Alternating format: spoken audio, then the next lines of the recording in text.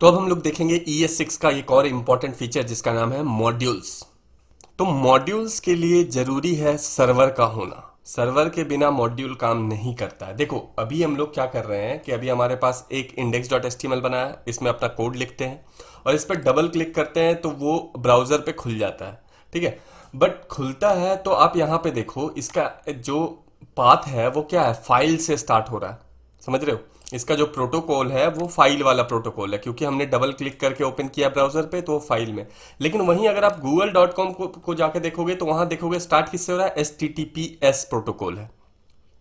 तो ये एक तरह का प्रोटोकॉल होता है। अगर आपने नेटवर्किंग पढ़ा होगा तो आपको पता होगा, नहीं पढ़ा होगा तो मैं आपको बस इतना बता देता हूं कि जब आप अपने ही डेस्कटॉप पे अपने ही एक जो कंप्यूटर है उस पर डबल क्लिक करके किसी भी वेब पेज को खोलते हो तो वो खुलता है फाइल सिस्टम से। लेकिन जब आप किसी सर्वर से रिक्वेस्ट करते हो, जैसे गूगल का एक सर्वर होगा, वहां पे गूगल का वेब पेज रखा हुआ होगा, आपने google.com पे क्लिक किया तो वो क्या हो गया, आपके पास आ गया। तो उसको आने के लिए आपको चाहिए होता है HTTP या HTTPS प्रोटोकॉल। तो ये जो मॉड्यूल है जावास्क्रिप्ट का ES6 का वर्जन का, ये इसके लिए कंपलसरी है कि HTTPS होना जरूरी है। ठीक है, तो देखो आप या तो कर सकते हो कि आप अपना सर्वर खरीदो और उस पे होस्ट करके उसके बाद सीखो, लेकिन सीखने और डेवलप करने के लिए यार होस्टिंग नहीं चाहिए। ठीक है, वो तो लास्ट में ही आपको जरूरत पड़ेगा। तो उसके लिए आपको क्या करना है, लोकल सर्वर का सॉफ्टवेयर आता है उसको इंस्टॉल कर लेना है। जैसे कि बहुत सारे सॉफ्टवेयर आते हैं, जैसे जैम्प हो गया, वैम्प हो गया, बट यहाँ पे हम लोग बहुत छोटा लोकल सर्वर यूज करेंगे जो कि हमारे कोड एडिटर में मिल जाता है। तो हम लोग यहाँ पे कोई भी वैम्प जैम्प ये सब यूज नहीं कर रहे हैं, आप चाहो तो यूज कर सकते हो। हम लोग यहाँ पे क्या करेंगे, लाइव सर्वर नाम का एक्सटेंशन यूज करेंगे जो कि है VS कोड का। तो देखो यहाँ पे हमारे पास VS कोड में एक्सटेंशन का ऑप्शन आता है, यहाँ पे आप क्लिक करो और यहाँ पे सर्च करो, यहाँ सर्च एक्सटेंशन आया, आपको सर्च करना है लाइव सर्वर। देखो लाइव सर्वर सर्च करोगे आपको आ गया लाइव सर्वर। ठीक है, इस पे क्लिक कर दो। इस पे क्लिक करोगे तो आपके पास कुछ ऐसा आ रहा होगा। अगर आपने इंस्टॉल नहीं किया है तो यहाँ पे आपके पास इंस्टॉल का ऑप्शन आ रहा होगा, मैंने कर रखा है तो यहाँ पे अनइंस्टॉल का ऑप्शन आ रहा है। ठीक है, तो ये जो एक्सटेंशन है VS कोड का, ये हमें फैसिलिटी प्रोवाइड करता है लाइव सर्वर का। अब देखो, अब इसको कैसे यूज करते हैं वो मैं बताता हूँ। इसको कट करो।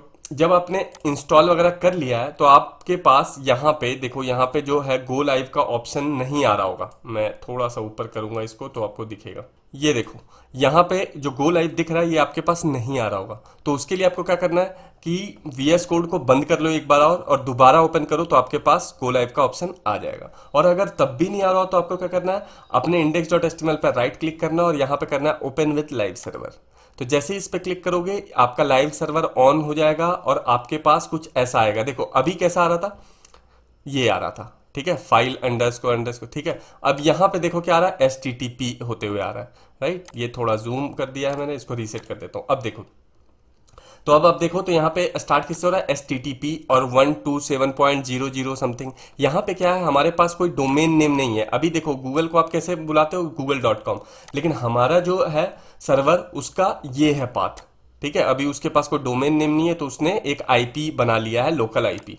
राइट, तो इतने कॉम्प्लिकेशन में हम लोग नहीं जाएंगे, बस इतना जानो कि मॉड्यूल सीखने के लिए आपको लाइव सर्वर इंस्टॉल करना है और वो हमें एक्सटेंशन में मिल जाता है VS कोड के। तो आपको क्या करना है, यहाँ पे जाके एक्सटेंशन पे क्लिक करना है, लाइव सर्वर पे क्लिक करना है, जो ऑप्शन आएगा ये लाइव सर्वर का, इसको इंस्टॉल कर लेना है। राइट, और जब ये इंस्टॉल हो जाए तो आप यहाँ पे आपके पास आएगा गो लाइव, नहीं तो फिर राइट क्लिक करके आप गो लाइव कर सकते हो। और वो जो आपका वेब पेज है वो अब सर्वर के थ्रू ओपन हो गया, तो मतलब HTTP के थ्रू ओपन हो गया। देख लो, पहले जो हमने ओपन किया था डबल क्लिक करके वो फाइल से हुआ था।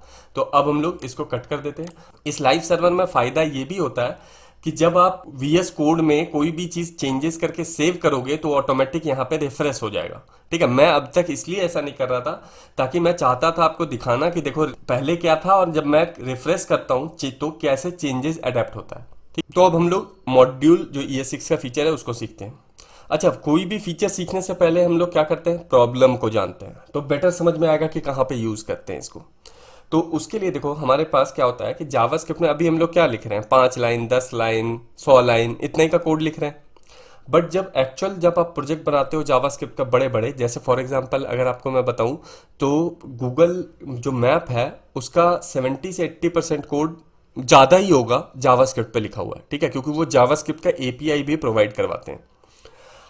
अब देखो क्या है कि जब इतने बड़े प्रोजेक्ट को आप जावास्क्रिप्ट में बनाते हो तो बहुत ज़्यादा नंबर ऑफ लाइन हो जाता है। तो आपको क्या करना है, आप एक पेज में तो नहीं लिख सकते जावास्क्रिप्ट का। तो उसके लिए आप क्या करते हो कि बहुत सारे डिफरेंट डिफरेंट बनाते हो फाइल जावास्क्रिप्ट का, और उसमें थोड़े थोड़े कोड रखते हो। तब वो मैनेज करना कोड को बड़ा आसान होता है। जैसे फॉर एग्जांपल देखो यहाँ पे हम लोग क्या कर सकते हैं कि एक फोल्डर बना लेंगे और इसका नाम रखेंगे JS। ठीक है, मैंने एक फोल्डर बना के JS रख लिया। अब इसके अंदर हम लोग क्या करते हैं, मल्टीपल फाइल बना सकते हैं, जैसे file1.js। फिर इसके अंदर एक और फाइल बना सकते हैं file2.js। बना दिया, दो फाइल बना दिया। एक और फाइल बना सकते हैं file3.js, या इसका आप कोई नाम भी दे सकते हो, जैसे user.js तो account.js। जैस जो भी इस फाइल में आपने लिखा है उसके हिसाब से आप नाम दे सकते हो। तो नेम तो आप अपने हिसाब से दोगे जेवेस का। तो मैं बस ये बताना चाह रहा हूँ, जब हम लोग बहुत बड़ा प्रोजेक्ट कर रहे होते हैं तो हम लोग क्या करते हैं, कोड को अलग अलग फाइल में डिस्ट्रीब्यूट कर देते हैं। अब देखो, अब हमें क्या करना पड़ेगा, अपने index.html में जाते हैं और यहाँ पे हम लोगों को स्क्रिप्ट ऐड करना पड़ेगा, राइट। तो मैं यहाँ पे अभी फिलहाल ये वाला स्क्रिप्ट टैग हटा देता हूँ और यहाँ पे स्क्रिप्ट टैग ऐड करते हैं। तो 3 फाइल हमने बनाया तो 3 बार ऐड करना पड़ेगा। तो उसके लिए आपको क्या करना पड़ेगा, स्क्रिप्ट src, यही करते हो आप। उसके बाद आपको यहाँ पे देना पड़ेगा .js, JS के बाद file1, और इसी तरीके से file2, file3, ऐसे करके जितना भी JS आप बनाते जाओगे उसको ऐसे यहाँ पे पेस्ट करते जाना है। ये देखो file2, file3। अब हमारा तीनों का तीनों फाइल क्या हो गया, ऐड हो गया है index.html में। अब आप यहाँ पे जो भी करोगे वो कंबाइन होगा। देखो पहला है file.js, file1.js, ठीक है। तो मैं यहाँ पे क्या करता हूँ, यहाँ पे एक वेरिएबल बनाता हूँ लेट और नेम इक्वल टू विश्वजीत कर देता हूँ। ठीक है, मैंने यहाँ पे एक वेरिएबल बना लिया। अब यहाँ पे एक फंक्शन बनाता हूँ, फंक्शन, और इसका कुछ नाम दे देते हैं, मान लो कर देते हैं ग्रीट। ठीक है, और यहाँ पे हम लोग क्या करेंगे, अलर्ट करवाते हैं। और अलर्ट क्या करवाने वाले हैं हम लोग, अलर्ट करवाएंगे जो मैंने नेम बनाया था, नेम नाम का वेरिएबल। ये देखो मैंने यहाँ पे नेम नाम का वेरिएबल बनाया था, उसको ऐड कर देते हैं यहाँ पे, और इस थर्ड फाइल में इसको कॉल कर लेते हैं। ठीक है, तो मैंने क्या बनाया था, ग्रीट नाम का एक फंक्शन बनाया था, इसको कॉल कर लिया। ठीक है, देखो यहाँ पे कॉल कर लिया। यहाँ पे हमने वेरिएबल बनाया, इस वेरिएबल को इस फाइल में यूज किया और इस फाइल में कॉल किया है। ठीक है, अभी आपको दिखाने के लिए कि कैसे कंबाइन होता है। अब मैं जब यहाँ पे जाता हूँ अपने फाइल पे, तो देखो मेरे पास क्या आ रहा है, आउटपुट विश्वजीत, आउटपुट हो गया। देखो अब मैं फिर से रिफ्रेश भी करूंगा तो यहाँ पे आउटपुट क्या है, विश्वजीत आया। अब देखो मैंने क्या किया कि 3 अलग अलग फाइल को कंबाइन करके काम किया। मतलब एक फाइल में मैंने वेरिएबल डिक्लेयर किया, दूसरे फाइल में एक फंक्शन बनाया और उसमें क्या किया, उस वेरिएबल को यूज किया, और उसके बाद तीसरे फाइल में कॉल करवा लिया। ये देखो, ये किसी भी तरह का एरर इसलिए नहीं आया क्योंकि जो पहला डिपेंडेंसी था वो सबसे पहले ऐड किया मैंने, फिर उसके बाद मैंने जो फंक्शन बनाया था जिसमें file1 वाला चीज यूज किया उसके नीचे यूज किया, और file3 में कॉल करवाया तो उसको सबसे नीचे यूज किया। मतलब हमने वेरिएबल इस फाइल में डिक्लेयर किया तो उसको सबसे ऊपर रखना है, क्योंकि उस वेरिएबल को यूज कौन कर रहा है, file2, तो file2 को उसके बाद ऐड करना है। अब file2 में जो फंक्शन बनाया है उसको कौन यूज कर रहा है, file3, तो file3 से पहले हमने file2 को रखा है। ठीक है, तो जो भी चीज आप यूज कर रहे हो उसको ऊपर रखो, तभी तो काम आएगा। पहले file1 का कंटेंट पढ़ेगा जावास्क्रिप्ट, तभी तो वो file2 में जानेगा कि नेम नाम का वेरिएबल बना हुआ है। तो इसलिए इसमें क्या होता है कि आपको ऑर्डर याद रखना है। ठीक है, इसमें देख प्रॉब्लम यही होता था कि आपको ऑर्डर याद रखना है कि क्या, अगर आप file1 में फंक्शन को कॉल करवाओगे, अगर मैं file1 में इस ग्रीट फंक्शन को कॉल करवाता हूं तो क्या होगा, एक एरर आ जाएगा। ये देखना, अब मैं यहाँ पे सेव कर देता हूँ, यहाँ पे जाएंगे, अभी ये काम कर रहा है। क्यों, क्योंकि file3 वाला कॉल हुआ है। बट अगर आप यहाँ पे कंसोल पे आके देखोगे तो यहाँ पे ग्रीट इज नॉट डिफाइंड दे रहा है file1.js में, यहाँ पे एरर भी आया हुआ है। और अगर आप यहाँ पे अगर आप देखना चाहते हो बिल्कुल एरर, तो यहाँ से अभी फिलहाल के लिए कमेंट कर दो। आप कमेंट कर दोगे, अब देखोगे ये काम नहीं कर रहा है। मैं रिफ्रेश कर रहा हूँ, काम नहीं कर रहा है, यहाँ पे एरर आ रहा है। क्यों एरर आ रहा है, क्योंकि हमने फंक्शन को डिक्लेयर कहाँ किया, file2 में, और कॉल कहाँ करवा रहे हैं, file1 में। तो इसीलिए कॉल कराने से पहले आप जो जिस चीज को यूज कर रहे हो उसको पहले ही आपको डिक्लेयर करना पड़ेगा। तो उस फाइल को सबसे ऊपर रखो जिसमें यूजफुल चीजें हैं, जिसको आप बाद में यूज करने वाले हो। तो ये एक तरह का प्रॉब्लम भी था। और आप 100 फाइल बना देते हो जावास्क्रिप्ट का, तो क्या यहाँ पे ऐसे 100 फाइल आप ऐड करते रहोगे? अभी तो 3 फाइल बनाया तो 3 फाइल ऐड किया, 100 फाइल ऐड करोगे मतलब आपको ऐड करने में ही 100 लाइन लग गया। तो ये था सॉल्यूशन भी जो पहले आता था काम, और यही था प्रॉब्लम भी। ठीक है, तो अब इसी चीज को सॉल्व किया है मॉड्यूल ने, इसी चीज को इम्प्रूव किया है मॉड्यूल ने। ठीक है, तो वही अभी हम लोग देखने वाले हैं। तो मैं इसको हटा देता हूं और इस जेएस वाले पूरे फोल्डर को ही डिलीट कर देता हूं। ये तो मॉड्यूल सीखने के लिए हम लोग क्या करेंगे कि एक फाइल पहले बनाएंगे। ठीक है, अब इसको मैं बाहर ही बनाता हूँ, किसी फोल्डर के अंदर नहीं लेता हूँ, और इसका नाम आपको जो मर्जी है रख लो। मैं यहाँ पे रख देता हूँ app.js। ठीक है, मैंने रख दिया। अब उसके बाद एक और फोल्डर बना लेते हैं जिसमें हम अपने सारे मॉड्यूल्स रखेंगे। मॉड्यूल्स क्या है? वो भी जावास्क्रिप्ट का टुकड़े टुकड़े में एक फाइल है। ठीक है, तो यहाँ पे मैं मॉड्यूल्स नाम का एक फोल्डर बना लेता हूँ, और इस फोल्डर के अंदर हम लोग फाइल्स बना लेंगे कुछ, और उस फाइल में क्या होगा, थोड़े थोड़े जावास्क्रिप्ट के कोड होंगे। ठीक है, तो इस फाइल का नाम मैं रख देता हूँ user.js। ऐसा इसलिए रख रहा हूँ क्योंकि इसमें यूजर से रिलेटेड जितना भी जावास्क्रिप्ट का कोड होगा इसमें रखेंगे, तो थोड़ा मीनिंगफुल भी हो जाता है समझने के लिए भी।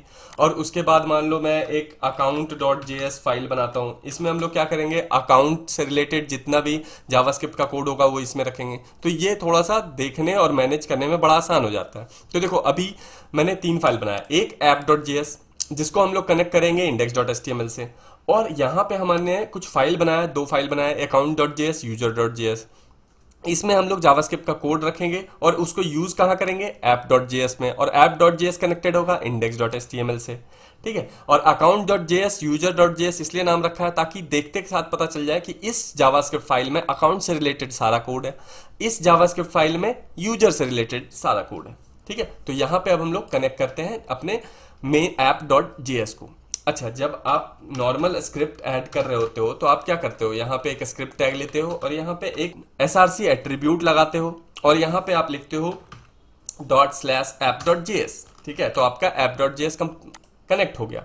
बट जब हम लोग मॉड्यूल यूज करेंगे तो हम लोग यहाँ पे एक और एट्रीब्यूट यूज करेंगे जिसका नाम है टाइप। टाइप में आपको लिखना पड़ेगा कि आप मॉड्यूल यूज कर रहे हो। ठीक है, MODULE मॉड्यूल। यहाँ पे जब आप लिखोगे तब जावास्क्रिप्ट के इंजन को पता चल जाएगा कि ये जो app.js है ये मॉड्यूल वाइज काम कर रहा है, मतलब मॉड्यूल्स यूज कर रहा है। अब हम लोग क्या करते हैं कि अब हम लोग अपने जो app.js है, user.js है, account.js है, इसमें कोड लिखते हैं थोड़ा थोड़ा।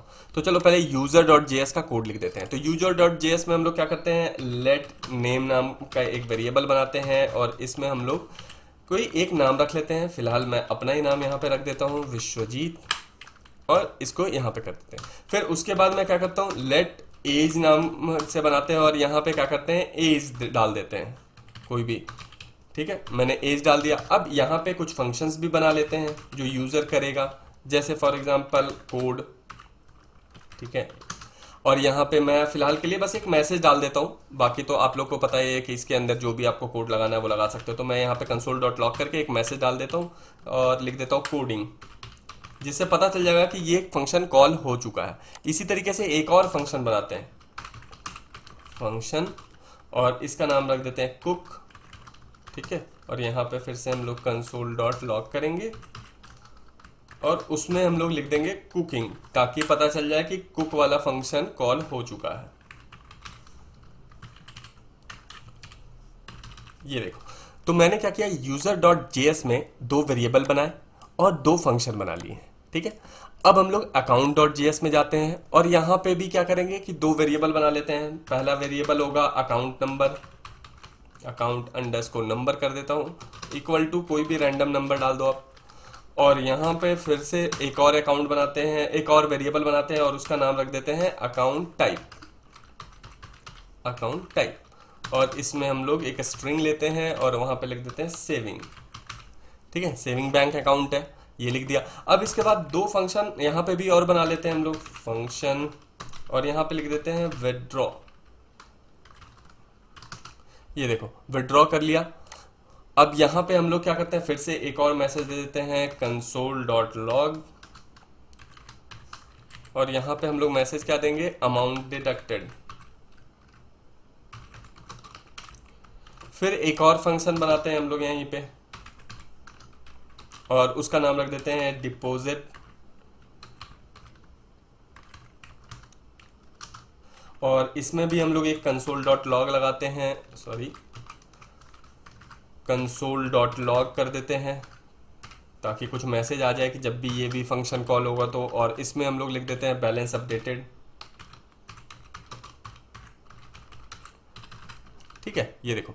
तो हमने क्या किया, इस यूजर डॉट जेएस में दो वेरिएबल लिया और दो फंक्शन बनाया, और सेम काम अकाउंट जेएस में किया, अकाउंट से रिलेटेड दो वेरिएबल बनाया और दो फंक्शन बना दिए, राइट। अब हम लोग अपने ऐप डॉट जेएस में, जिसको हमने इंडेक्स डॉट एचटीएमएल के साथ कनेक्ट करवाया है, उसमें यूज करेंगे ये सब फंक्शन और ये सब वेरिएबल। ठीक है, तो अब हम लोग सीखते हैं कि किस तरीके से हम लोग यहाँ पे जो अलग अलग फाइल में हमने वेरिएबल, फंक्शन या फिर क्लास अभी नहीं बताया इसलिए क्लास का एग्जांपल नहीं दे रहा हूँ, वरना क्लास को भी आप एक्सपोर्ट इंपोर्ट कर सकते हो, कोई भी चीज को कर सकते हो। जो भी चीज आप डिक्लेयर करते हो, जैसे फंक्शन हो गया, क्लास हो गया, ऑब्जेक्ट हो गया, या फिर वेरिएबल हो गया, कुछ भी। ठीक है, तो यहाँ पे मैंने वेरिएबल और क्लास बता दिया। अब हम लोग सीखेंगे कि कैसे मॉड्यूल में जो डिफाइन किया हुआ वेरिएबल और फंक्शन है उसको यूज किया जाता है मेन डॉट जेएस या ऐप डॉट जेएस, जो हमारा मेन जेएस है जिसको हमने कनेक्ट किया HTML से, उसके में। तो उसके लिए हमें दो काम करना पड़ता है, पहला एक्सपोर्ट और दूसरा इंपोर्ट। तो एक्सपोर्ट का मतलब क्या होता है कि आप इस फाइल में बताओगे कि क्या क्या आपको एक्सपोर्ट करना है, इस फाइल का कौन सा पार्ट दूसरा फाइल यूज कर सकता है वो आपको बताना है। कोई भी फाइल इस फाइल को यूज तब तक नहीं कर सकता जब तक ये फाइल परमिशन नहीं देता है। ठीक है, आपको याद रखना है, यूजर डॉट जेएस को कोई भी फाइल यूज नहीं कर पाएगा जब तक ये फाइल परमिशन नहीं देगा। परमिशन कैसे देता है? एक्सपोर्ट कीवर्ड से। ठीक है, मान लो आप चाहते हो कि मेरा ये वाला जो वेरिएबल है इसको कोई यूज कर सके, कोई दूसरा फाइल यूज कर सके, तो उसके आगे आपको जाके क्या लिख देना है? एक्सपोर्ट। ठीक है, आपने लिख दिया।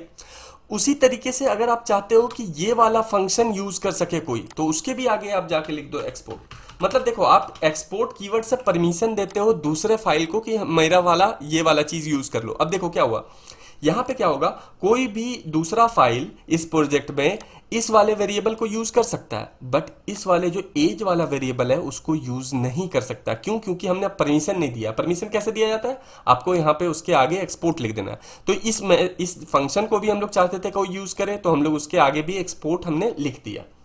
देखो, हम नहीं चाहते कि हमारा कुक वाला फंक्शन को यूज करे, तो हमने यहाँ पे एक्सपोर्ट फंक्शन नहीं यूज किया है। उसी तरीके से अगर आपको अकाउंट जेएस में आपको चाहिए कि कोई कुछ भी यूज करे, जैसे अकाउंट जेएस में मैं चाहता हूं कि हमारा वेरिएबल कोई भी यूज ना करे लेकिन फंक्शन दोनों को यूज करे, तो हम लोग क्या करेंगे, फंक्शन के आगे जाके उसको एक्सपोर्ट लिख देंगे, तो उसको परमिशन मिल जाएगा। यहाँ पे लिख देते हैं एक्सपोर्ट, ये देखो एक्सपोर्ट लिख दिया। इस फंक्शन के भी आगे लिख देते हैं एक्सपोर्ट। तो अब क्या होगा कि अकाउंट डॉट जेएस का ये दोनों फंक्शन कोई भी जेएस यूज कर सकता है, लेकिन कोई भी जेएस अकाउंट डॉट जेएस का ये दोनों जो वेरिएबल है उसको यूज नहीं कर सकता। क्यों नहीं कर सकता? क्योंकि इसके आगे एक्सपोर्ट कीवर्ड नहीं लिखा हुआ है। अब हम लोग जानते हैं कि यूज कैसे करेगा। तो यूज करने के लिए यहाँ पे हमने एक्सपोर्ट किया, यहाँ पे हमें इंपोर्ट करना पड़ेगा। जिस भी फाइल में आपको यूज करना है वहां इंपोर्ट करना पड़ेगा। तो हम कहाँ यूज करने वाले हैं? अपने ऐप डॉट जेएस में। तो यहाँ पे हम लोग इंपोर्ट करेंगे। अब देखो इंपोर्ट कैसे करते हैं। मान लो मुझे अब यहाँ पे इस नेम वाला जो कीवर्ड लिखा हुआ है इसको यूज करना है ऐप डॉट जेएस में। तो कैसे करेंगे? यहाँ पे हम लोग लिखेंगे इंपोर्ट, और इंपोर्ट में करली ब्रेसेस ऑन ऑफ करेंगे, मतलब स्टार्ट करेंगे, एंड करेंगे, और उसके बीच में हम लोग लिखेंगे कि क्या हमें इंपोर्ट करना है। तो हमें क्या इंपोर्ट करना है? नेम इंपोर्ट करना है। तो बस यहाँ पे लिख दिया नेम। उसके बाद यहाँ पे बताना है कि कहाँ से इंपोर्ट करना है, तो यहाँ लिखेंगे फ्रॉम, और फ्रॉम के बाद हम लोग क्या करेंगे, कोटेशन देंगे, और इस कोटेशन में उस फाइल का पाथ बताएंगे कि कहाँ है वो। तो अभी वो कहाँ है? अभी वो है मॉड्यूल में, और मॉड्यूल के अंदर हमारे पास है यूजर डॉट जेएस। ठीक है, यहाँ पे हम लोग लिख देते हैं यूजर डॉट जेएस। ये देखो, अब देखो, अब हमें यूज करके मैं आपको दिखाता हूँ इसको। तो यूज करने के लिए हमें क्या करना पड़ेगा, कंसोल डॉट लॉग कर देते हैं, और इस वेरिएबल को हम लोग लॉग करा के देखते हैं कि आया या नहीं आया। तो ये देखो, यहाँ पे मैंने नेम सेव कर दिया। अब देखो अब क्या होगा। अब मैं यहाँ पे आता हूँ, कंसोल अपना ओपन करता हूँ, कंट्रोल शिफ्ट आई दबा के, तो देखो यहाँ पे विश्वजीत आ रहा है, आ गया विश्वजीत। तो इसका मतलब है कि हमने जो यहाँ पे यूजर डॉट जेएस में डिक्लेयर किया था उसको अब हम लोग यूज कर पा रहे हैं। ठीक है, इसी तरीके से मान लो यूजर डॉट जेएस का जो फंक्शन था, ये कोड, उसको यूज करना है, तो उसको कैसे करेंगे? उसके लिए भी सेम काम हम लोग कर सकते हैं। ऐसे ही हम लोग इंपोर्ट लिखेंगे, और यहाँ पे हमें बस उसका फंक्शन का नाम लिखना है। ठीक है, नाम क्या था? कोड था। ये लो कोड, लिख दिया हमने। और यहाँ पे अभी आपको यूज करना है तो आप डायरेक्ट फंक्शन को कैसे कॉल करते हैं, कोड लिख के पैरेंथेसिस ओपन और क्लोज कर दो, वो देखो कॉल हो जाएगा। अब देखो यहाँ पे कोडिंग आ गया, क्योंकि कोड वाले में हमने कंसोल डॉट लॉग करवाया हुआ है कोडिंग, ये देखो, ठीक है, तो कोड फंक्शन कॉल हो गया।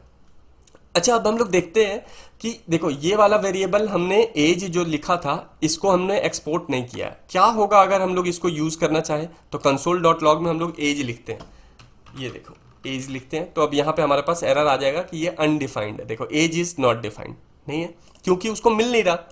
यहां से वही चीज जाएगा जिसके आगे एक्सपोर्ट लगा हुआ है, जिस चीज के आगे एक्सपोर्ट नहीं लगा हुआ है उसको आप इंपोर्ट नहीं कर सकते, राइट।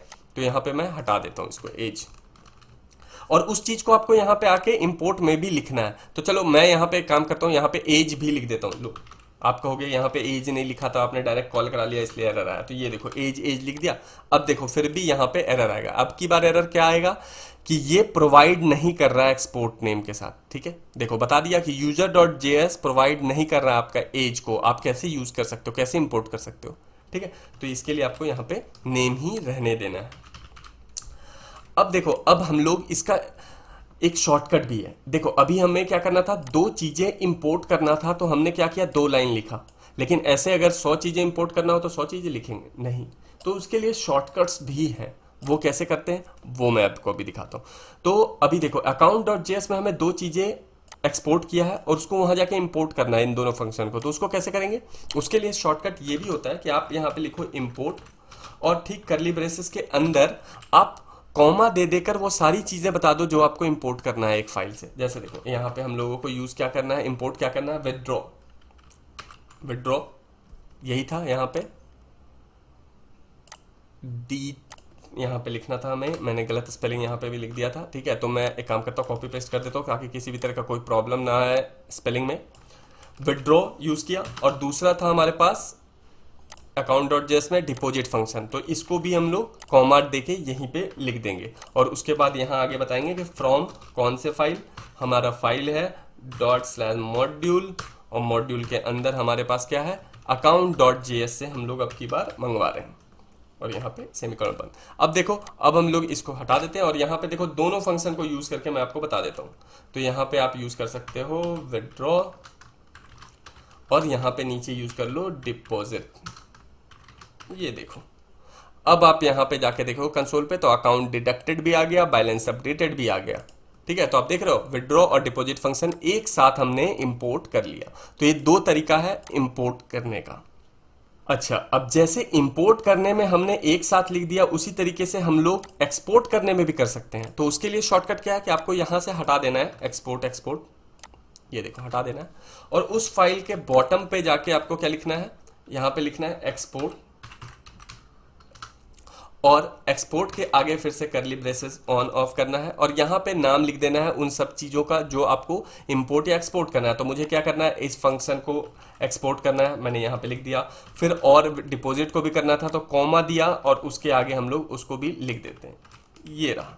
बस आपको इतना काम करना है, अब एक्सपोर्ट हो गया। तो मतलब आप चाहो तो एक लाइन में एक्सपोर्ट भी कर सकते हो, इंडिविजुअल लाइन में करना है तो इंडिविजुअल लाइन में भी कर सकते हो। अभी भी देखो ये काम कर रहा होगा, कोई एरर नहीं आया, ठीक है। तो आप, ये है एक्सपोर्ट का शॉर्टकट, और यहाँ पे जो हमने दिखाया ऐप डॉट जेएस में, ये है इंपोर्ट का शॉर्टकट। अच्छा, अब देखो, अब हम लोग क्या कर सकते हैं, विदड्रॉ फंक्शन को रीनेम भी कर सकते हैं। अगर हम लोग चाहें तो यहाँ पे रीनेम भी कर सकते हैं। इसको देखो, यहाँ पे हम लोग ऐसे लिख सकते हैं एज WD। तो इससे क्या होगा, अब हम लोग विड्रॉ फंक्शन को अगर हम लोग कॉल कराएंगे तो एरर आ जाएगा कि विड्रॉ फंक्शन नॉट डिफाइंड। अब हमें इसको कैसे कॉल करवाना पड़ेगा, WD टाइप करके। ये देखो, मैं यहाँ पे WD टाइप करता हूँ, ये देखो WD से कॉल हो रहा है। अब देखो कॉल हो जाएगा अकाउंट डायरेक्टर, ठीक है। तो हम लोग फंक्शन को रीनेम भी कर सकते हैं। अब आप कहोगे इसको रीनेम करने की क्या जरूरत है जरूरत, बताता हूँ कैसे। देखो अभी यहाँ पे लिखा हुआ है विड्रॉ फंक्शन, इसी फंक्शन को मैं यूजर डॉट जेएस में कॉपी कर देता हूँ, ये लो कर दिया, और इसको भी एक्सपोर्ट कर देते हैं यहाँ से, ये देखो एक्सपोर्ट कर दिया। अब बताओ, अब अगर मैं यहाँ पे विड्रॉ को भी कॉल करवा लेता हूँ, नेम के साथ साथ विड्रॉ को भी कॉल करवा, ये देखो विड्रॉ को भी कॉल करवा लिया। अब मुझे अगर यहाँ पे दो बार विड्रॉ यूज करना पड़ेगा तो कौन सा फंक्शन कॉल होगा, यहाँ पे देखो मैं यहाँ पे लिख देता हूँ यूजर अमाउंट डिडक्टेड, ठीक है, यूजर, या मैं यहाँ पे लिखता हूँ user withdraw function called, draw function called, ठीक है। और यहां पे हम लोग लिख देते हैं अकाउंट वाले में कि अकाउंट फंक्शन कॉल्ड, यहां मैं लिख देता हूं अकाउंट। अब देखो अभी क्या हुआ है, मैंने दोनों जगह पे विड्रॉल फंक्शन बनाया है, ठीक है, और दोनों जगह पे मैंने नाम विड्रॉ ही रखा है और दोनों जगह से एक्सपोर्ट कर दिया और यहां पे दोनों को इंपोर्ट भी कर रहे हैं और अभी हम लोग रीनेम नहीं कर रहे हैं। अब देखो हमारे पास क्या आएगा, अब अगर मैं इस विड्रॉ फंक्शन को यूज करता हूं तो देखो अब कॉल क्या हो रहा होगा। देखो दोनों फाइल में विड्रॉ फंक्शन बना हुआ है, दोनों को हमने एक्सपोर्ट किया है और दोनों को यहां पे लाके इंपोर्ट भी कर लिया है। और अब अगर हम लोग सिर्फ विड्रॉ फंक्शन को कॉल करते हैं तो हमारे पास क्या होगा, एरर आ जाएगा। क्या आएगा कि withdrawal has already been declared, ठीक है, क्योंकि दो दो बार हम लोग इंपोर्ट कर रहे हैं। देखो यहां पे भी इंपोर्ट कर रहे हैं विड्रॉल को, यहां पे भी इंपोर्ट कर रहे हैं। तो इसके बचने के लिए हमें क्या करना पड़ेगा, यहीं पे इसको रीनेम कर देना पड़ेगा, एज WD कर दो। अब क्या होगा, अब हमारे पास एरर नहीं आएगा। अब यहां पे क्या हो रहा है, विड्रॉल से क्या हो रहा है, यूजर वाला फंक्शन कॉल हो जा रहा है। अभी हमने विड्रॉल किया तो ये जो फंक्शन है ये कॉल हो रहा है यूजर से, और अगर हमें अकाउंट वाला कॉल करना है तो यहां पे क्या कर लेंगे, WD कॉल कर लेंगे। ये देखो WD को कॉल कर लिया। अब देखो यहां पे क्या हो रहा है, यहां पे अकाउंट वाला भी फंक्शन कॉल हो जा रहा है, ठीक है।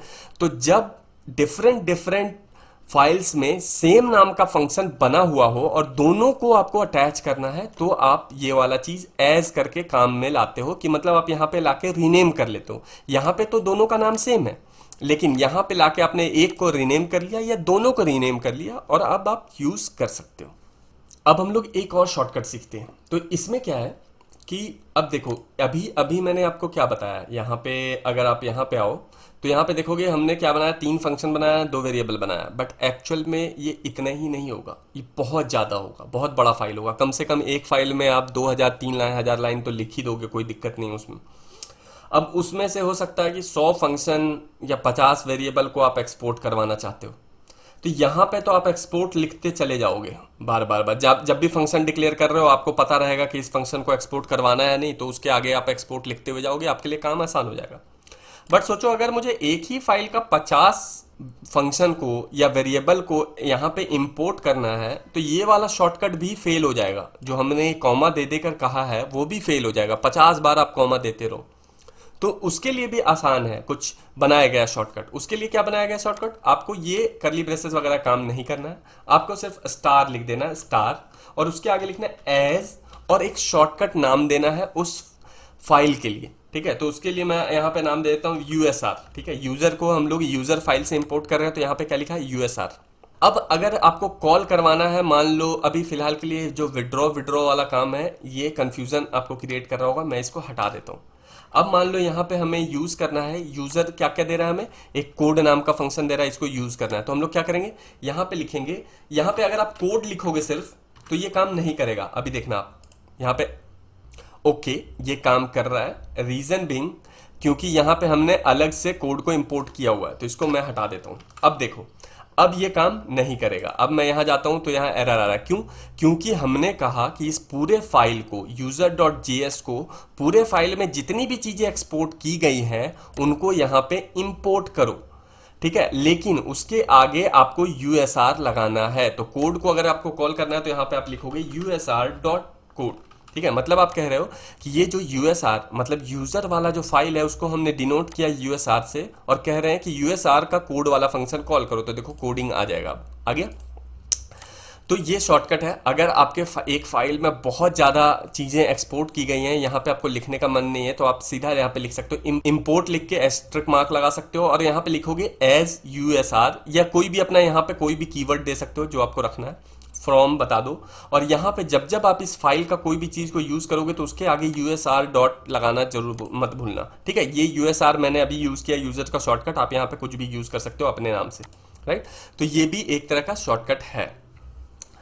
अच्छा अब देखो, अब मैं आपको बताता हूं कि इसको कुक वाले फंक्शन को कॉल करके दिखाता हूं। तो कुक वाले फंक्शन को कॉल करूंगा तो ये काम नहीं करेगा। अब देखना यहाँ पे काम नहीं किया, क्यों?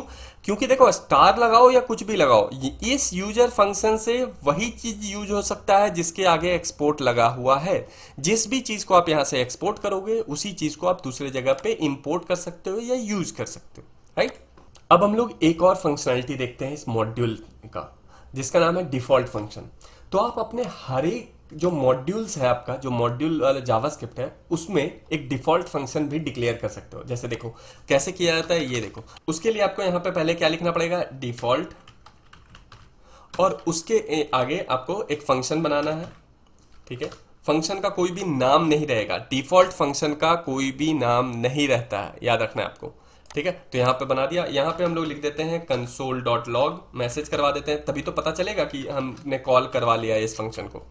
और यहाँ पे लिख देता हूँ मैं default function called, default function called, ये देखो यहाँ पे लिख दिया डिफॉल्ट फंक्शन। और ये अब इसके आगे हम लोग एक्सपोर्ट भी लगाना जरूरी है, ठीक है। तो आपको, क्योंकि आप बना ही रहे हो इसको एक्सपोर्ट करने के लिए, ठीक है। तो हर फाइल में, हर मॉड्यूल फाइल में आपका एक डिफॉल्ट फंक्शन रह सकता है। डिफॉल्ट फंक्शन का पहचान क्या है कि आपको उसके आगे डिफॉल्ट नाम का एक कीवर्ड लिखना है और उसके आगे फिर एक फंक्शन बनाना है जिसमें आप कोई भी नाम मेंशन नहीं करोगे, एक तरह से एनोनिमस फंक्शन जैसा बनेगा, ठीक है। और एक्सपोर्ट तो इसको करना ही करना है, ठीक है। तो आप हर एक फाइल में ऐसा बना सकते हो।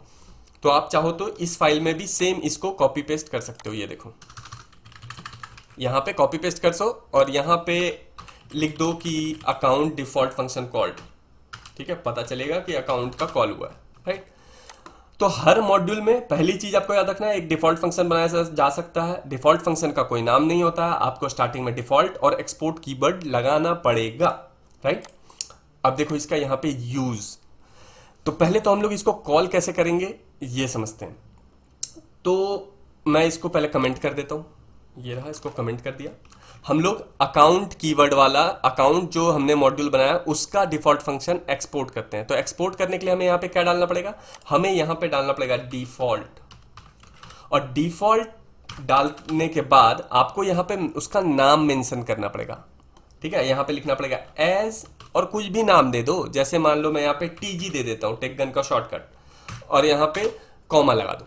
मतलब देखो यहाँ पे हमने डिफॉल्ट फंक्शन बनाया, उसका कोई नाम नहीं दिया, लेकिन जब इसको इंपोर्ट कर रहे थे तो हमको नाम देना है, ठीक है। तो यहाँ पे नाम कैसे दोगे, डिफॉल्ट एज टीजी, ठीक है। जैसे नाम आप चेंज करते हो उसी तरीके से कर रहे हो। आपने क्या कहा कि जो यहाँ पे, एक सेकंड इसको बंद करो, देखो जो account.js मॉड्यूल है उसके अंदर जो डिफॉल्ट फंक्शन बना हुआ है उसको एज अ टीजी कॉल करना है। तो अब आप यहां पे चाहो तो आप जब टीजी कॉल करोगे, टीजी फंक्शन को कॉल करोगे, तो फंक्शन कौन सा कॉल होगा, account.js का ये डिफॉल्ट फंक्शन कॉल हो जाएगा। अब आप देखो मैंने टीजी को कॉल किया है, यहां पे क्या आ रहा है, अकाउंट डिफॉल्ट फंक्शन कॉल्ड, ठीक है। अब देखो इसको आप बहुत बेहद अलग अलग तरीकों से आप यूज कर सकते हो। एक जो इसका मेन पर्पस हो सकता है यूज करने का वो मैं आपको बता देता हूं, बाकी आपके अंदर की क्रिएटिविटी है कि आप इस फंक्शनैलिटी को कैसे यूज करते हो।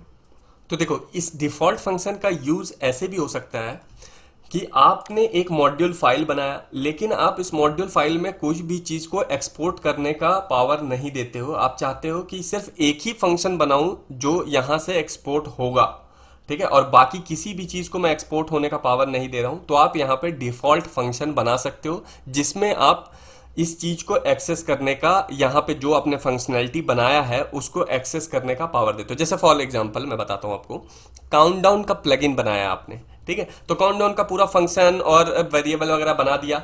अब वो कॉल तो सिर्फ एक ही फंक्शन से होगा ना, काउंटडाउन, ठीक है। तो आप क्या करोगे, डिफॉल्ट फंक्शन बना दो, और यहां पे जो भी बंदा काउंटडाउन को यूज करना चाहता है उसको पता है कि डिफॉल्ट फंक्शन को एक्सपोर्ट करना है।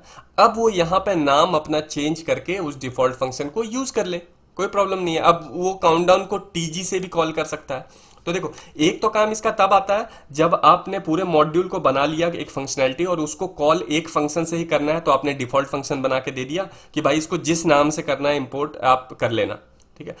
दूसरा ये हो सकता है कि आप, जैसे अभी क्या हुआ था, अभी हमने दोनों फाइल में विड्रॉ नाम का एक फंक्शन बना दिया था तो एरर आ रहा था। तो ऐसी चीजें जो आपको पता है कि क्लास करेगा, जो आपका नाम सेम रहेगा दो तीन फाइल में, आप उनको डिफॉल्ट फंक्शन पे रख दो, तो क्या हो जाएगा, जो इंपोर्ट कर रहा है उसकी मजबूरी हो जाएगी कि उसको एक नाम देना ही पड़ेगा और उसको अलग नाम देना पड़ेगा, गड़बड़ होने के चांसेस ही नहीं है। अगर आप दोनों फाइल में विड्रॉ नाम का फंक्शन बनाते हो तो हो सकता है ये बंदा एक बार विड्रॉ नाम का इसको यूज करे और कुछ देर के बाद उसको याद ना रहे तो वो दूसरे को भी यूज करे और बाद में उसको एरर मिल जाए। तो उससे बेटर ये है कि जो भी फंक्शन का नाम आपको सेम दिख रहा हो या आपको लग रहा हो कि नाम दोनों में सेम हो रहा है, उन दोनों को डिफॉल्ट फंक्शन बना दो। यहां पे जब वो इंपोर्ट कर रहा होगा उस डिफॉल्ट फंक्शन को, तो वो क्या करेगा, वहां पे उसको नाम चेंज करेगा। और भी तरह तरह से इसको यूज किया जा सकता है। तो ये फंक्शनैलिटी डिफॉल्ट फंक्शन का ऑलरेडी बना के दिया हुआ है आपको, आपको जैसे यूज करना है आप इसको यूज कर सकते हो। बस आपको याद क्या रखना है, डिफॉल्ट फंक्शन को यहाँ पे नाम नहीं देते हैं, एक्सपोर्ट करवाते हैं, और यहाँ पे जब आप एक्सपोर्ट कर रहे हो तो डिफॉल्ट एज करके उसका नाम दे देते हैं और उस नाम से आप दोबारा उसको कॉल कर सकते हो। अच्छा, अब मैं आपको दिखाता हूं कि किस तरीके से आप एक मॉड्यूल जैसे account.js को user.js के अंदर कॉल कर सकते हो। अभी हम लोग क्या कर रहे थे कि account.js और user.js को डायरेक्ट app.js में ला रहे थे। अभी देखो, अभी मैं क्या करता हूँ, उसके लिए यहाँ पे इसको हटाते हैं, ये जितने भी हमने कॉम्प्लिकेटेड कर दिया उसको हटाते हैं ताकि आपको आसानी से समझ में आएगा। और यहाँ पे ये भी हटा देते हैं डिफॉल्ट वाला, यहाँ पे कर्ली ब्रेसेस ऑन ऑफ करते हैं, और यहाँ पे हम लोग ये डिफॉल्ट फंक्शन मैं हटा देता हूँ अभी फिलहाल के लिए। एक नेम कोड विड्रॉ को ये बस रहने देते हैं, ठीक है, ये इतना रहने देते हैं। विड्रॉ भी हटा देते हैं यहाँ से, ये देखो ये एक्स्ट्रा है, थोड़ा क्लीन रहेगा तो आपको बेटर समझ में आएगा, इसलिए मैं हटा रहा हूँ ये सब चीज़ें। और सेम यहाँ से मैं करता हूँ, इसको हटा देता हूँ, राइट, ये देखो। और यहाँ app.js में हम लोग कॉल किस चीज़ को करा रहे हैं, कोड को करवा रहे हैं, ठीक है। तो यहाँ पे हम लोग यहाँ पे कोड लिख देते हैं, ये देखो।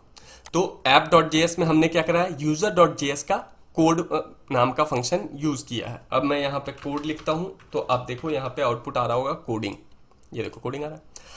अब देखो, अब हमारे पास काम क्या है कि account.js का जो ये विड्रॉ फंक्शन है इसको हमें यूज करना है इस user.js में। तो इसको कैसे करेंगे, उसके लिए हमें क्या करना पड़ेगा, user.js में इंपोर्ट करना पड़ेगा पहले, ठीक है। तो यहां पे भी हम लोग एक मॉड्यूल के अंदर दूसरे मॉड्यूल को भी इंपोर्ट कर सकते हैं। तो उसको कैसे करेंगे, यहां पे इंपोर्ट किया, यहां पे विड्रॉ जो नाम दिया जिसको करना है, और यहां पे लिखते हैं फ्रॉम लगा दिया। अब इसके बाद यहां पे हम लोग क्या करते थे, पाथ देते थे। तो पाथ कैसे देंगे, यहाँ पे हम लोग क्या करेंगे, account.js, देखो दोनों एक ही फोल्डर में है, राइट, दोनों एक ही फोल्डर में है, इसलिए हम लोग डायरेक्ट यहाँ पे account.js लिख रहे हैं। यहाँ पे अगर आप देखोगे तो मॉड्यूल फोल्डर के अंदर ही अकाउंट और यूजर भी है, इसीलिए हमने क्या किया, user.js में डायरेक्ट account.js को यूज कर लिया। अब यहाँ पे हम लोग इसी कोड के अंदर विड्रॉ फंक्शन को यूज कर लेंगे। ये देखो, मैं इसके बाद विड्रॉ फंक्शन को कॉल कर ले रहा हूँ। अब देखो यहाँ पे आउटपुट, अब यहाँ पे कोडिंग भी आ गया और अकाउंट विड्रॉ फंक्शन भी आ गया। मतलब देखो हमने क्या किया, दो अलग अलग मॉड्यूल बनाए। account.js का एक जो विड्रॉ फंक्शनैलिटी है इसको हमने एक्सपोर्ट किया था, यहाँ से देखो एक्सपोर्ट किया है। user.js में उसको यूज करना था तो हमने वहां पे इंपोर्ट कर लिया और उसको यूज कर लिया। अब जैसे ही हमने कोड फंक्शनैलिटी यहाँ पे कॉल करते हैं कोड फंक्शन को app.js में, तो हमारे पास दोनों चीजें कॉल हो जाता है, एक तो ये वाला फंक्शन भी कॉल होता है और दूसरा जो हमने इंपोर्ट किया है account.js से वो भी कॉल हो गया विड्रॉ फंक्शन, ठीक है। तो इस तरीके से आप एक दूसरे के अंदर भी कॉल करवा सकते हो, जरूरी नहीं है, मतलब मैंने ये इसलिए बता दिया क्योंकि कुछ लोगों को कंफ्यूजन हो सकता था कि हम लोगों को अलग अलग बनाना है और यूज app.js में करना है। नहीं, आप एक दूसरे में भी यूज कर सकते हो मॉड्यूल के अंदर।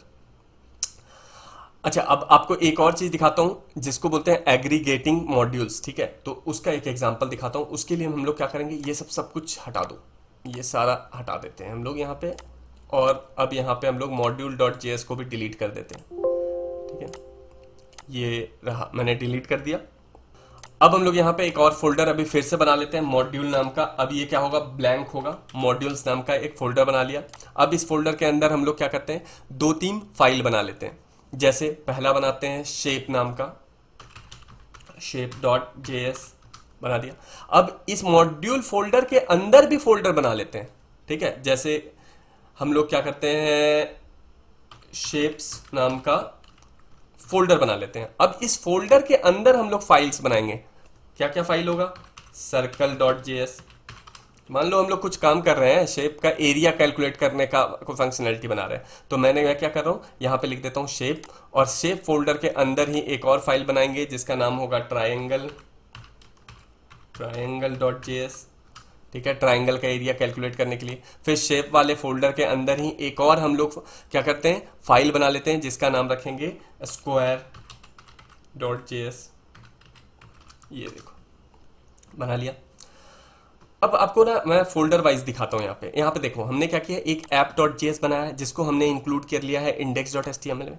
एक मॉड्यूल नाम का हमने मॉड्यूल बना लिया फोल्डर, उसके अंदर एक शेप नाम का जावास्क्रिप्ट का फाइल बनाया और एक फोल्डर भी बनाया शेप्स नाम का। इसके अंदर हमने सारा का सारा अपना जितना भी अलग अलग तरह का शेप था, सर्कल, स्क्वायर, ट्रायंगल, आगे भी आप बना सकते हो रेक्टेंगल, हेक्सागोनल, जो भी है बनाना है। और इसमें हम लोग फंक्शनैलिटी लिखेंगे, सर्कल का एरिया कैलकुलेट करना या पैरामीटर कैलकुलेट करना, जो भी जिस तरीके का शेप होगा उसका कैलकुलेट करके देंगे हम लोग। तो मैंने आपको ये इसलिए बताया ताकि आप मॉड्यूल के अंदर भी एक और अपना ग्रुप कर सकते हो, फोल्डर बना बनाकर चीजों को। अब देखो इसको यूज कैसे करेंगे ये भी आपको दिखा देता हूं। तो हम लोग क्या करेंगे, सबसे पहले इन तीनों चीजों के अंदर एक एक हम लोग फंक्शन बना लेते हैं जिसको कॉल करेंगे तभी तो पता चलेगा। तो फंक्शन बनाने से पहले ही मैं एक्सपोर्ट लिख देता हूं क्योंकि इसको एक्सपोर्ट करना ही है। और यहाँ पे लिखता हूं मैं फंक्शन और यहाँ पे बना देता हूं सर्कल है तो सर्कल के नाम से ही बना देता हूं, सर्कल नाम से एक फंक्शन बना दिया। और यहाँ पे लिख देते हैं console.log और उस लॉग में लिख देंगे सर्कल एरिया या circle called, circle function called. ठीक है, तो एक फंक्शन सर्कल में बना दिया। यही चीज को कॉपी पेस्ट हम लोग ट्रायंगल में भी कर देते हैं, बस नेम चेंज कर देंगे, जहां जहां सर्कल है उसको क्या कर देंगे, ट्रायंगल कर देंगे। ये लो, ट्रायंगल नाम का फंक्शन हमने बना दिया ट्रायंगल में, और स्क्वायर में स्क्वायर नाम का फंक्शन बना देते हैं और यहाँ पे भी हम लोग चेंज कर देते हैं स्क्वायर। ये देखो अब हमने क्या किया, तीनों सर्कल, ट्रायंगल और इसमें स्क्वायर में एक एक हमने फंक्शन बनाया, उसको एक्सपोर्ट किया है। ठीक है, अब देखो इसको यूज कैसे करेंगे। शेप डॉट जो जेएस है जो बाहर है इस शेप फोल्डर से, इसमें हम लोग क्या करेंगे, इसको इंपोर्ट कर लेंगे यूज करने के लिए। अभी देखो प्रॉब्लम, पहले प्रॉब्लम समझो। यहाँ पे हम लोग नहीं करते हैं, हम लोग ऐप डॉट जेएस में यूज करना है, इसको ऐप डॉट जेएस में ही यूज करना है। तो यहाँ पे क्या लिखेंगे, इंपोर्ट, और इंपोर्ट के बाद बताएंगे कि कौन सा फंक्शन हमें इंपोर्ट करना है। तो पहला करना है हमें सर्कल नाम का फंक्शन इंपोर्ट करना है। फ्रॉम किससे करना है, तो यहाँ पे हम लोग बताएंगे कि डॉट स्लैश मॉड्यूल्स है, मॉड्यूल्स के अंदर भी हमारे पास एक शेप है, शेप फोल्डर के अंदर हमारे पास सर्कल डॉट जेएस है, इससे करना है, राइट। और इसी तरीके से हमें क्या करना था, उन दोनों को भी यूज करना है। तो मैं यहाँ पे कॉपी पेस्ट ही यहाँ पे भी करूंगा, जल्दी होगा, ये रहा। लेकिन अब इस सर्कल के जगह पे मैं यहाँ पे लिख देता हूँ ट्राइएंगल, और कौन से फाइल से करना है हमें, यहाँ पे triangle dot JS, triangle dot JS. ठीक है, उसी तरीके से यहाँ पे हमें इंपोर्ट क्या करना है, स्क्वायर, और कौन से फाइल से करना है, स्क्वायर डॉट जेएस, कर दिया।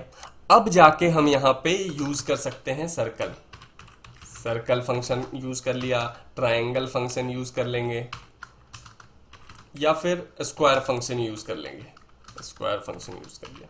ठीक है, ये देखो अब आउटपुट देखना, आप आउटपुट तीनों कॉल हो गया। तो अभी देखो, अभी पहला चीज मॉड्यूल का फायदा देखो क्या हुआ। हमारे पास क्या था कि शेप नाम से 3 चीजें थी, तो हमने क्या किया, मॉड्यूल के अंदर भी एक फोल्डर बनाया और उसके अंदर सारे शेप नाम के फाइल को रख दिया, circle dot JS, square dot JS और ट्रायंगल डॉट जेएस। तो एक तरह का ग्रुपिंग करना कैसे होता है, फोल्डर के अंदर फोल्डर कैसे ग्रुप करते हैं वो देख लिया।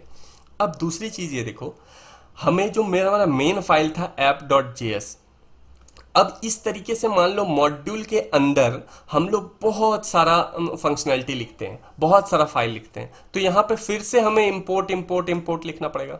तो इसको भी मॉड्यूलर बना सकते हैं, एग्रीगेट मॉड्यूलिंग कर सकते हैं। वो कैसे कर सकते हैं, यहां से इसको हटा देते हैं, ये जो इंपोर्ट करने वाला काम है, ठीक है, यहां से इसको हटा दिया, और जो ये शेप डॉट जेएस हमने बनाया था इसमें जाके इसको इंपोर्ट कर लेते हैं।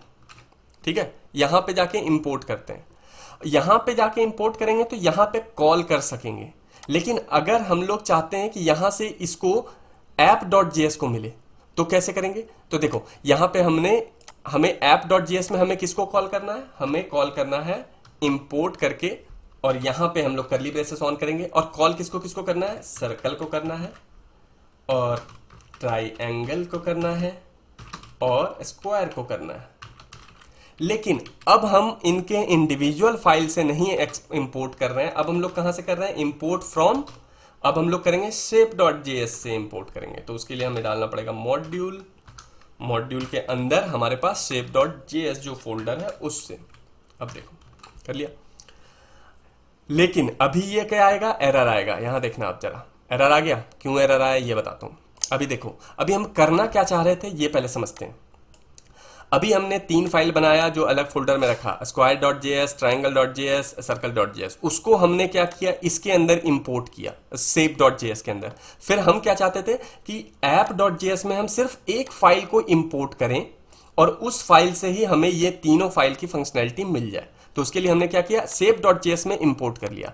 बट यहां पे हमने गड़बड़ ये किया कि हमने यहां पे इंपोर्ट किया है। जब आप किसी भी चीज को इंपोर्ट करते हो ना, तो उसको यूज करने का पावर लेते हो, किसी को देने का पावर नहीं लेते हो। तो आपको यहां पे क्या लिख देना पड़ेगा, एक्सपोर्ट। ये जहां जहां आपने इंपोर्ट लिखा है वहां पे एक्सपोर्ट कर दो। अब इससे क्या होगा, अब देखो ये तीनों कॉल होना स्टार्ट हो जाएगा।